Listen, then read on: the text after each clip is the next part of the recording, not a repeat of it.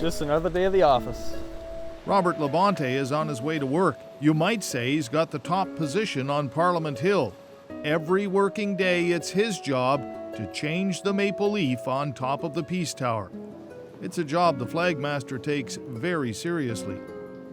I'm really doing it for the whole country, so I'm really honored.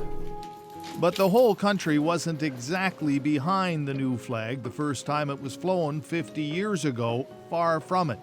In fact, you might say there was more than a bit of a flag flap. The spring of 1964, with the old red ensign still flying proudly, Prime Minister Lester Pearson stands before the National Convention of the Legion in Winnipeg to pitch his plan.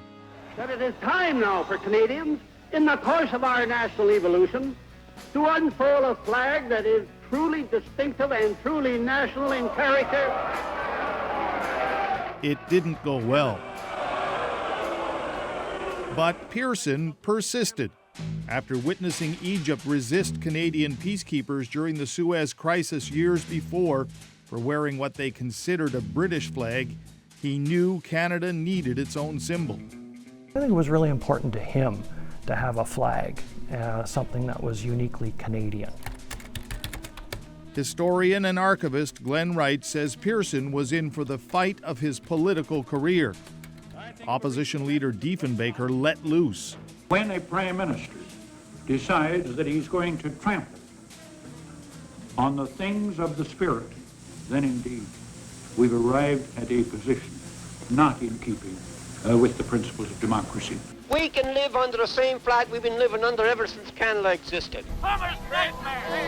All summer there were protests, even reports of fistfights, as Pearson attempted to sell his idea for the new flag. His idea was 3 maple leaves bordered in blue, but it was going badly. By the fall, even a parliamentary committee struck to settle the matter was deadlocked, until the memo that molded the maple leaf surfaced. He could take one piece of chalk and he could draw the map of Canada in one single piece without lifting the chalk. Della Stanley is talking about her father.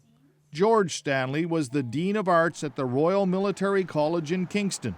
A proud Canadian months before he had been asked for his ideas about a new flag by Liberal MP John Matheson, who was helping Pearson. The last thing John apparently said to my dad was, "George, when you have a moment, jot down your ideas." And mostly what he was looking for was sort of the rules for heraldry, for selecting flags. But George Stanley also liked to think with his pen. And he drew his favorite idea based in part on the college's flag, but with a single maple leaf in the middle. It was to become part of history. The parliamentary committee was showing George Stanley's idea. There was this design that had been suggested months before, and it broke the logjam. The vote was unanimous. Minor changes were made, 11 points instead of 13, but thanks to George Stanley, the maple leaf was born. There it is, a red maple leaf. The animosity, on the other hand, was far from dead. In high school, Della Stanley even heard it from her teachers. They would say, "How could your dad give us that rag of a flag? And it looks like a beer label," and so on and so forth. And that was tough. He was threatened? Yes. He received this letter telling him that because he had assassinated the flag, they would assassinate him. A death threat? It was a death threat. And the police didn't really want him to go to Ottawa. And my father was not one to back down, and he knew it was an important moment in history.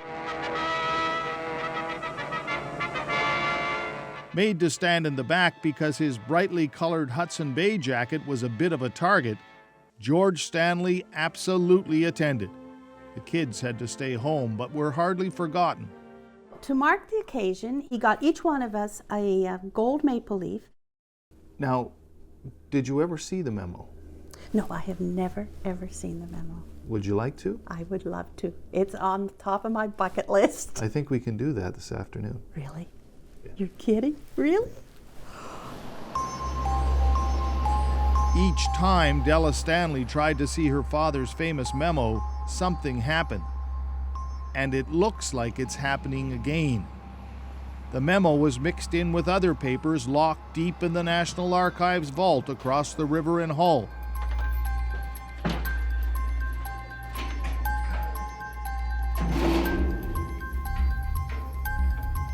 There have been several attempts to wheel out the right document. All have failed. Volume 65? Does that sound right? No. Okay. Why don't you do the honors? And then, there it is. There, Della. There. It is. There it is. There it is. It is. There it is. It is. So that's your dad's memo. That's the letter that your father wrote to John Matheson in the spring of 1964. Oh, it's wonderful.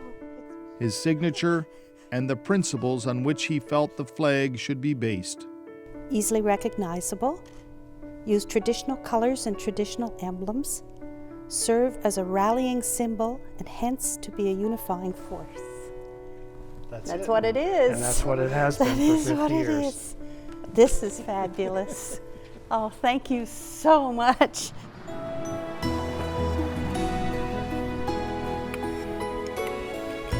It's time for the flagmaster to do his thing. The flag flying over the Peace Tower is now so popular, the waiting list to receive one is 48 years long, almost as long as the maple leaf is old. Look at that. It's wonderful. And every time Della Stanley sees it, she smiles and thinks of Dad. You must be pretty proud of Dad. Yeah, I'm You very look up at proud that. of my father. It flies beautifully. Happy 50 years. Happy birthday, Maple Leaf. Happy birthday. Reg Sherren, CBC News on Parliament Hill in Ottawa.